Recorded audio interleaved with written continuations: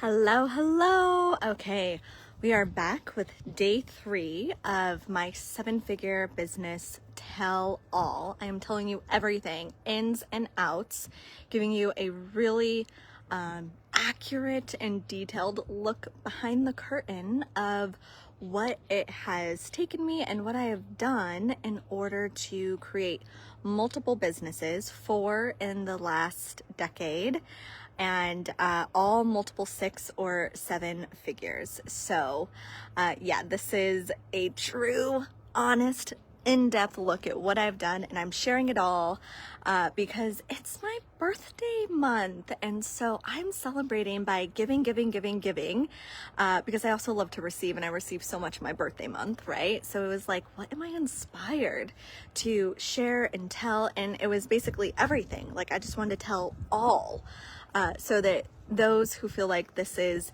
this huge feat, some 10-year plan that has to be in place in order to create 7 figures, and it must be this big, huge mountain to climb, but that I can give a perspective that it actually isn't. It isn't. It can be enjoyable, it can be graceful, it can be easy much of the time. And so yeah, I just let's dive right in. The last time I was here, which was Tuesday, I shared the exact system and strategy that I have in place for my business, and I preface that by saying, don't start there, right? And in all of that, I also said, if you're starting out and you're at maybe 6 figures or less, do this instead.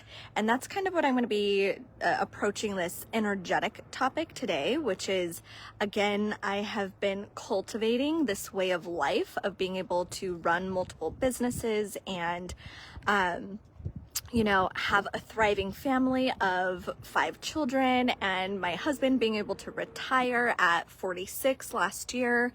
It has been a process, but I also want to give a really in-depth look of what that energetic process is. And my caveat here, my disclaimer is, don't try to apply all of this at once, right? Like, listen to this tell all and pick and choose like 1 or 2 things and start applying that, and then you can build it up over time. So energetically, because my businesses they straddle both worlds of the material, money, business, strategy, but also like this Zen Buddhist approach and intuition and spirituality, right? I really straddle both of the worlds and I bring them into one. And it has by far been having this energetic and spiritual approach has been what is cutting edge about why and how I've been able to create this lifestyle, as in working 20 hours a week and making the money that I do, as in clarity of exactly what my purpose is, and building business in an easy, joyful way. I see a lot of business coaches who come on and they're like, if anyone tells you it's easy, they're lying. And I would say that is probably their very own hang up, right? They haven't unlocked within them how to create ease in those sort of environments. And so that's why I'm doing this tell all, is because it is possible. Ease and grace is possible. Millions of dollars is possible. It isn't really hard work and then you get that, right? We can really just close that timeline, close that what we've all been told, a lot of blood, sweat, tears, and time, and then maybe one day you'll experience some success. So here's what I do energetically. One is I'm always guided by my intuition. And when I say guided, I mean I listen to it. So when my intuitive guidance comes through, I don't question it. I follow it. And if you've been in my field, you've probably heard me say this a lot. This is the difference between me and many other people who are business owners that have been in business for the same amount of time as me, and they haven't created the financial stability or ongoing sustainable success, is they question themselves. And I do not question my intuitive guidance. I do question my thoughts. I do not believe my thoughts, as a matter of fact. And this is something that we go over extensively in my programs, and when people work with me privately, is like, how do you discern between the mind chatter, right? Our humanness, the mind chatter, versus the intuition. And it takes practice to decipher, but what strengthens that intuitive guidance is following it and not questioning it. So I never question intuitive guidance. I always question my thoughts. I always question my emotions. They are not as reliable. They just aren't. My humanness will tell horrific stories that never come true. And so a long time ago, I realized that my intuition is what was reliable, not my humanness, not my thoughts, not my fears, and not my logic. Another thing that people love to argue about is like, you need to have the logic. Actually, I use my logic when I know exactly what I'm about to do. I'm like, okay, I'm going to build this program. And now my logic goes into it, right? Like, I tell my logic what to do, but my intuition tells me what to do, right? So, and then the other thing is I quit worrying. This is definitely where I saw that turn, like going into the high multiple 6 into that 7-figure realm, was I quit looking to the outside to tell me what my message was, what my pricing was, who I should work with, my ideal client. Is this landing for the people? What should my content be about? I quit looking to the outside. And if you have not watched my video on market research is bullshit, I highly recommend you do that. If you want an intuitively led business, anytime that you spend in market research is a waste of fucking time. It is a waste of time. I no longer do market research. The only people I research are clients that I have enjoyed working with. I am not trying to read the minds of people who are in autopilot, right? So definitely go watch that video to get more in depth, because I want to stay on topic here about what I mean, that market research is bullshit. It's bullshit. It's bullshit. Go watch that video. So I quit thinking, what does my ideal client want to hear? What problem am I trying to solve? What is their pain point? And I went into, what am I guided to share? What have I mastered in my life that I love teaching on? What are the pleasure points that I enjoy talking about? Because if you're always touching on pain points, you're going to get a lot of people in pain who aren't ready for transformation. And so that was a huge one, was I quit thinking, what do they want? And I started asking myself, what is naturally coming through without the muddied water of trying to guess what other people want and need? I have this saying that I use often in my containers, is your desire is proof of demand. If you have a desire to offer something, that is the proof that there's people out there who want it. And then finally, the other energetic piece that I do to this is I am always investing in myself in one way or another. Oftentimes, this is financially. Of course, I do lots of things that cost money, and it goes toward my well-being. But other ways are time and attention.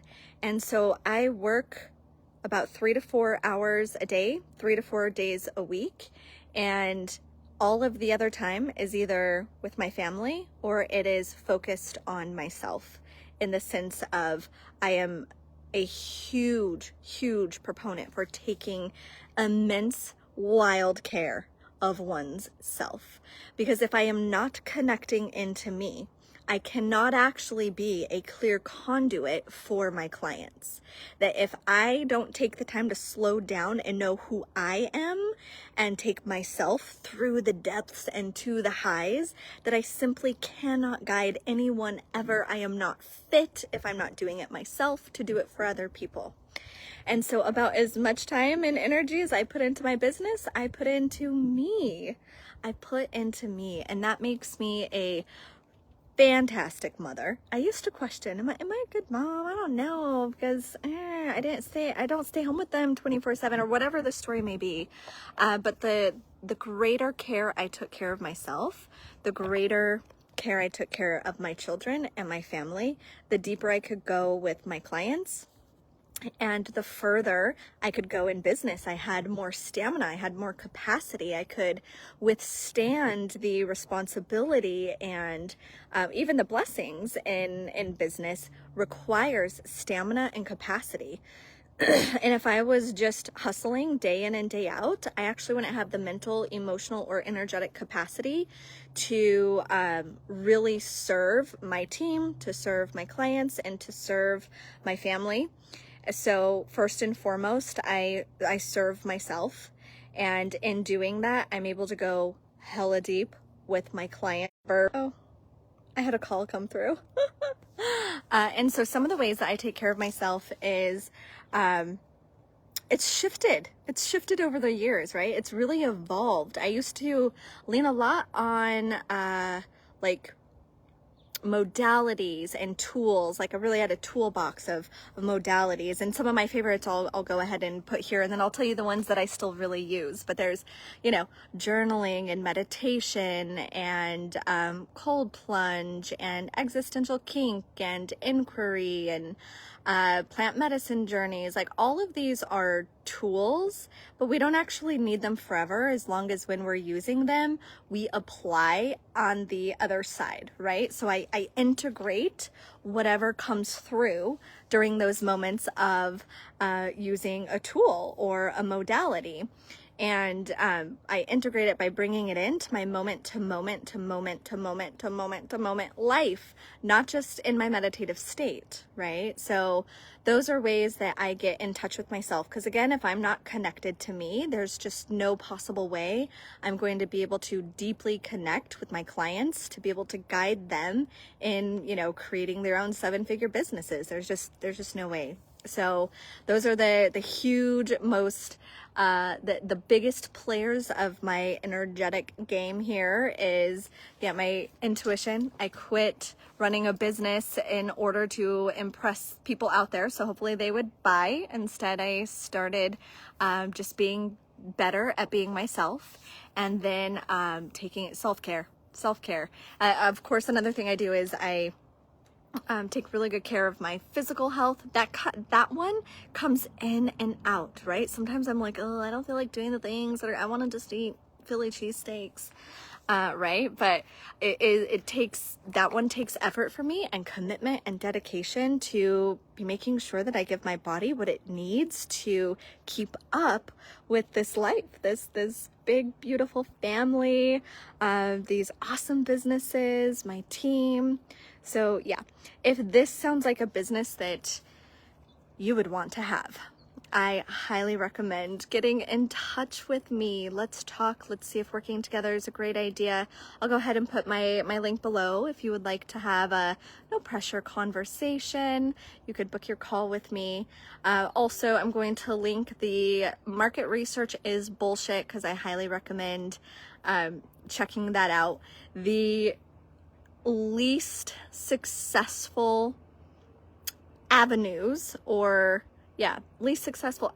I've brought into my business revolve around data, analytics, and out there, right? Like let's read the data, let's do, like Facebook ads or market research. Those have created the least amount of return on investment for me. And what has created the most is this energetic stuff, and then the strategies I talked about in the second video.